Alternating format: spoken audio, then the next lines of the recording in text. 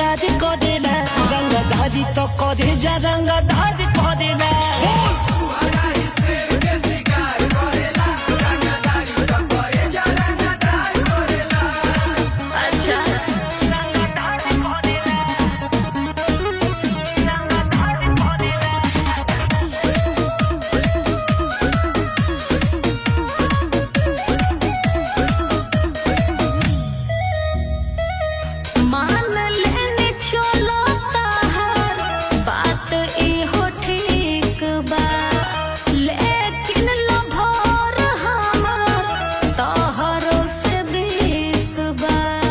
अरे तो है सुन